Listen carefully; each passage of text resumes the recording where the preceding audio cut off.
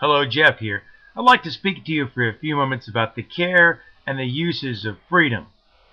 People on YouTube are quick to say almost anything that could pop into their heads, it seems. True or false, brave or cowardly, principled or completely without any driving principle at all. And to me, it's disappointing because it represents a great abuse of a wonderful freedom. Imagine if you couldn't do that.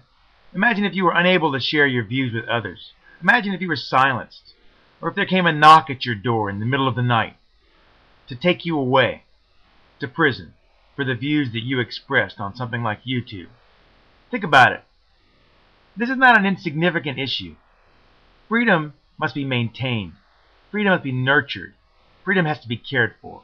And above all, freedom should not be abused. Liberty is not license. You don't get to say whatever you want. There may be no one coming for you in the middle of the night, but what's coming for you in the middle of the night is anarchy and destruction and murder. Because these are the things that happen when we throw away civility and truth. And in our discourse, the more I watch YouTube, the more I see truth is the first casualty of the careless who say absolutely whatever pops into their head or whatever they may have heard recently about what's going on in the world.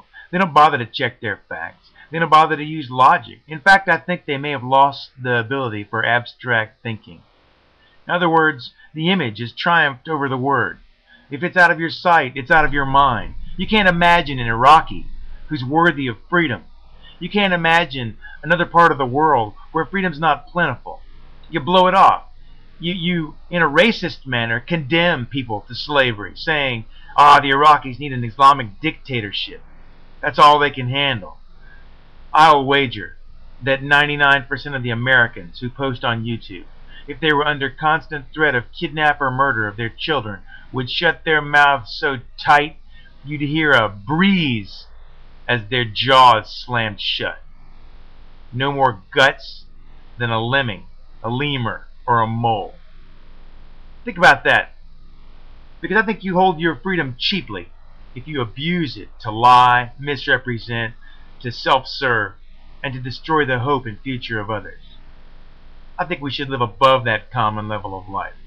And I have forsaken that self-serving motivation which says, it's my way or the highway.